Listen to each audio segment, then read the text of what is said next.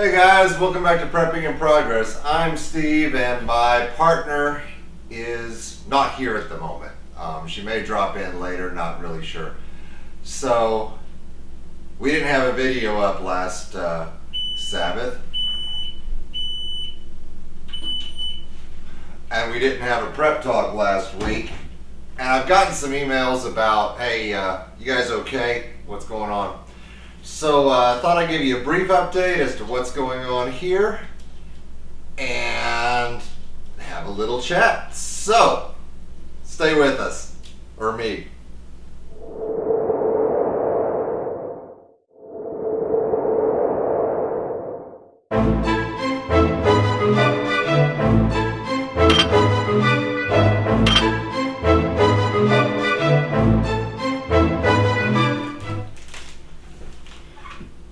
So, yeah, the question's been going on, hey guys, you alright? Everything okay? Why no video? Well, I'm going to be honest with you. There just hasn't been time between family things and preps and just yard work. We didn't put one up. A big part of that is I'm trying to word this in such a way that I won't hurt anyone's feelings. I do not think that this is the big one. I don't think this is the great pandemic of 1904, that we're all going to end up Great Depression era type stuff. But let's be honest. Right now, Miss Kim could tell you a little bit more about this, and she just walked through the door. Her work received some kind of government loan, but they can't lay off people because they accepted it, which is cool. Guaranteed paychecks and whatnot. But you've got machinists picking up trash in the parking lot because the orders are having issues. Or whatever, I don't know.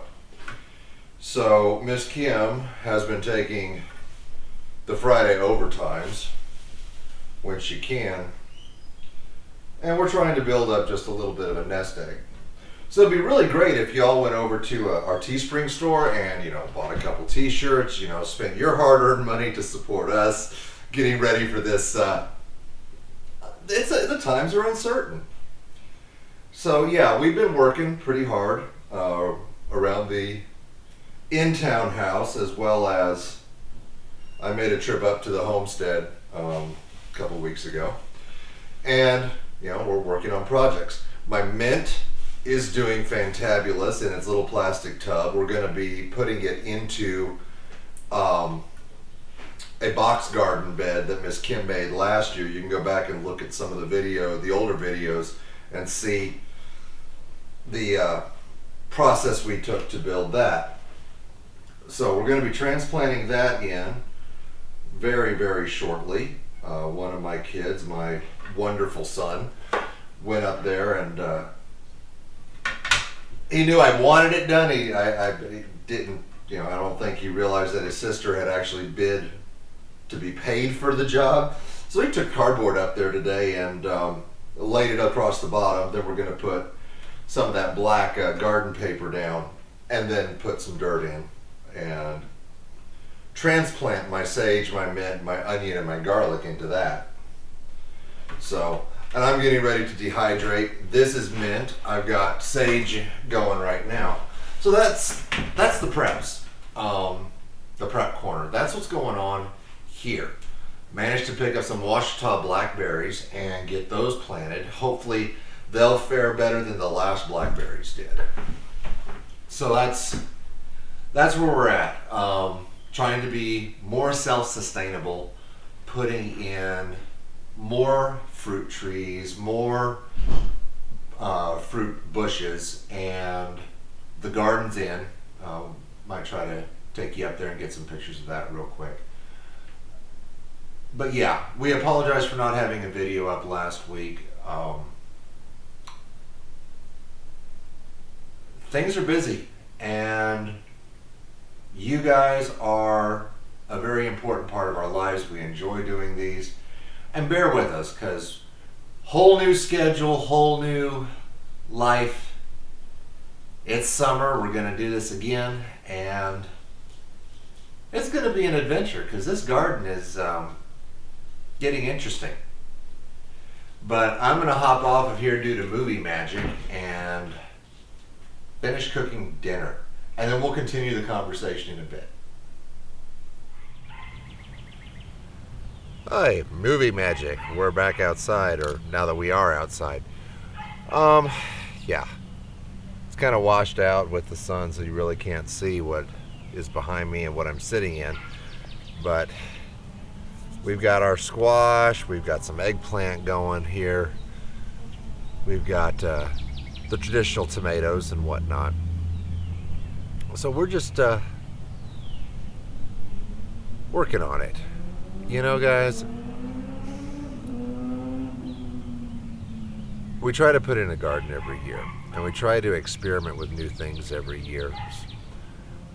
Our philosophy has been, up until now, that the in-town house, Miss Kim's premarital asset, for lack of a better term, would be our homesteading, high school, college, graduate level. And then once we got up on the mountain permanently, everything would be in place. We'd have the greenhouse already set up and going.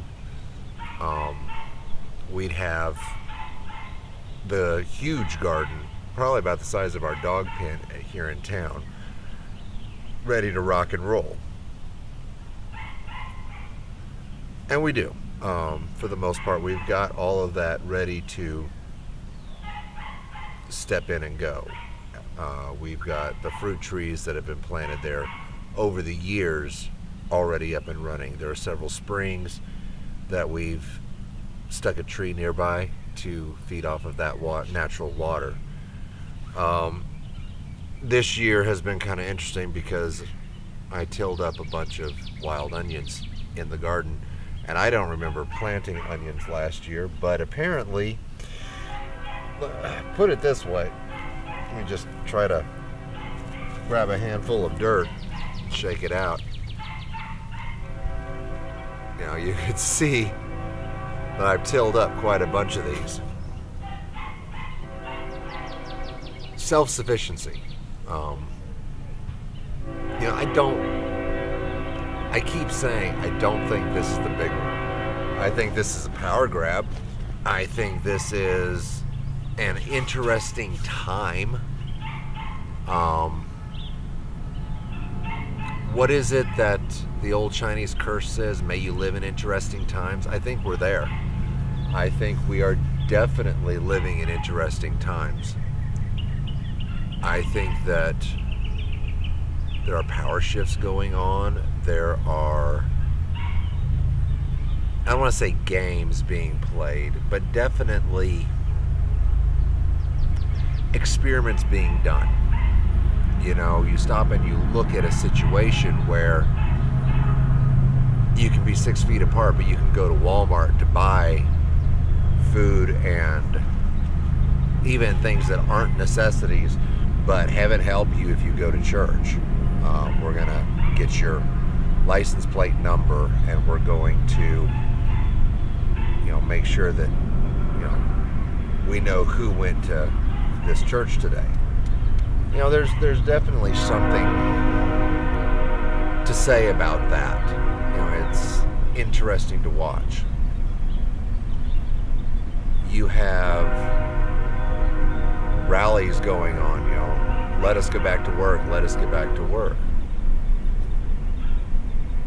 If I were a conspiracy theorist, I would wonder if someone turned on the gas on the stove to see how long it would take the water to boil before the frogs jumped out of the pot. And it's taken a month and a half or so, give or take.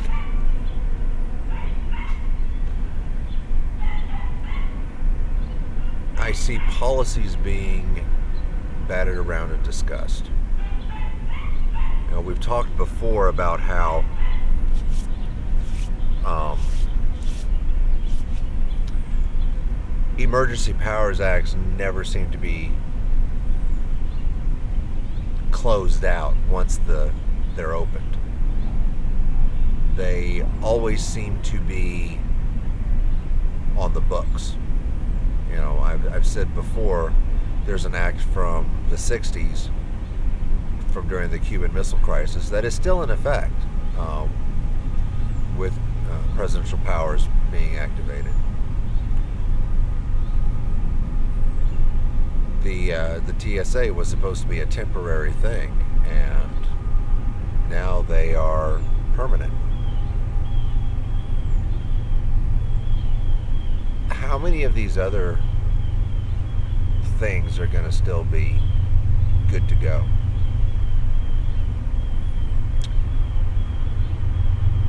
We'll see. And we'll see what kind of a response the average American has.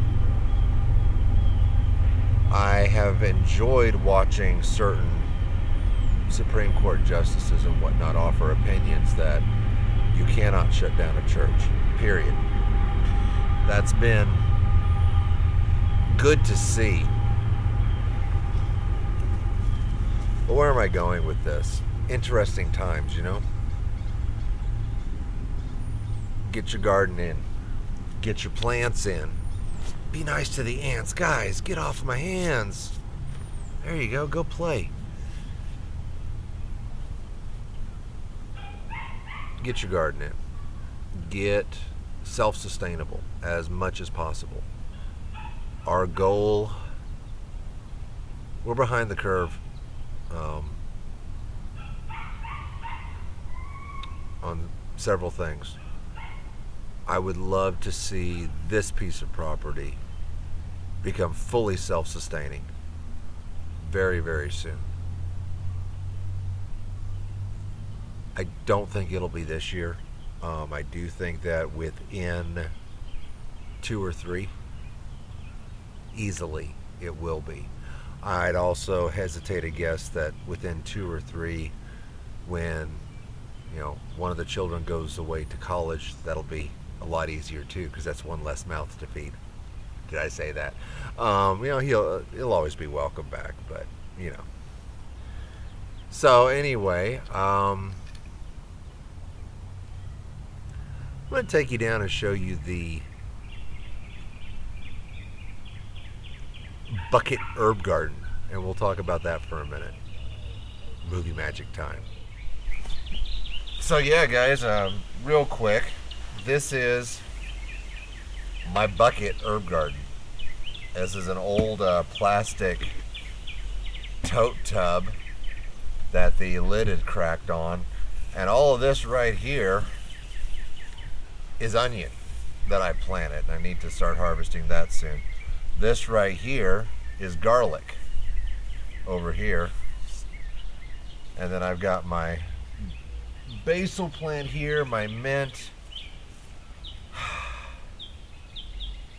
and this is just a simple tub with a single hole drilled for a little water outlet, and this will be transplanted up there soon.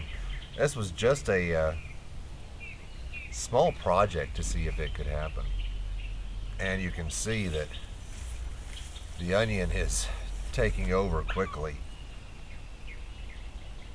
I encourage you guys over and over and over again. I've already said it. The scamp wants to be in the video. Get self-sufficient. We're not there. I'll be honest with you. We are not there, but we hope to be. Right now, if things go completely cattywampus, we are not completely in a place. Hey, buddy, I got worms. We are not in a place. We're in a place to live off of our PREPS. Yes, We can do this. Don't get me wrong. Food production, however, is going to be interesting. We would have to jump into production, boom. And we have the ability and the tools. It would be rough, it would be hard. I'm half tempted to put in some corn just to see what would happen. And I grew up raising corn. You know, I've mentioned that I grew up in Nebraska, Cornhusker boy. Our philosophy has been, and you can disagree all you want, but your preps, your MREs, your buckets, all of that, yes, definitely have 1, 2, 3 years worth of food. Absolutely, positively, 100%. But that food is to get you from zero production to food production. It is not to be lived on for the next 2, 3, 4, 5 years. Your true goal and hope is get your food going, live off of the preps until you can start supplementing the preps with grown food, until instead of supplementing the preps with what you're growing, you're supplementing what you're growing with the preps. To maybe one day you're just pulling the salt out, you're just pulling the pepper out, you're just pulling the basil out, and then you suddenly realize, oh wait, this isn't stored basil, this is fresh basil that I've dehydrated and crushed. The end goal of preps is to be self-sufficient. If you are planning just to weather the storm on your preps, you've got faith. You've got faith that things are going to go back to normal before your clock runs out. I hope if the big one comes, that works through. My suggestion is use this time wisely. Get producing. So, thanks for joining us for Prepping in Progress. I'm Steve. I'm sure Miss Kim would love to have been with me, but she worked overtime today and she came in and was very, very tired. So, I'll talk to you soon.